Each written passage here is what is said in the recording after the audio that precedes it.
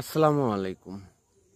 বর্তমান আবহাওয়া পরিস্থিতি তেমন একটা ভালো না। প্রতিদিনই কম বেশি বৃষ্টি হচ্ছে। এই সময় চাষি ভাইদের করণীয় হচ্ছে প্রথমত এই যে ধানের জমি দেখছেন, যে সকল চাষি ভাই ধানের জমি ধান পাকা অবস্থায় আছে, আবহাওয়া দেখে কর্তন করবেন এবং ধানের জমি থেকে পানি অবশ্যই নিষ্কাশনের ব্যবস্থা করে দিবেন।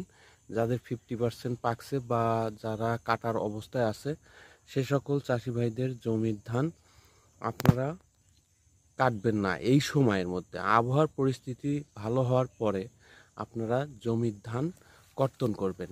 আর দ্বিতীয়ত যে সকল চাষি ভাইদের বোরো ধান পড়ে গেছে সেই সকল চাষি ভাইরা আপনারা কি করবেন, আটি বেঁধে রেখে দিবেন। সেক্ষেত্রে কিন্তু ধান নষ্ট হওয়ার সম্ভাবনা কম থাকে। আরেকটি বিষয়, এই সময় কিন্তু ঝিরিঝিরি বৃষ্টির মধ্যে পাকা ধানে কারেন্ট পোকার আক্রমণটা বেশি দেখা যায়। যদি কারেন্ট পোকার আক্রমণ বেশি হয় সেক্ষেত্রে আপনারা পাইটাপ দিতে পারেন বা প্লেনাম দিতে পারেন, এছাড়াও পাইরাজিন দিতে পারেন। এই গ্রুপের যে কোনো কীটনাশক সাথে একটি ছত্রাকনাশক প্রয়োগ করে দিবেন। তাহলে ধানের যে ক্ষতিটা হবে সেই হাত থেকে রেহাই পাওয়া যাবে।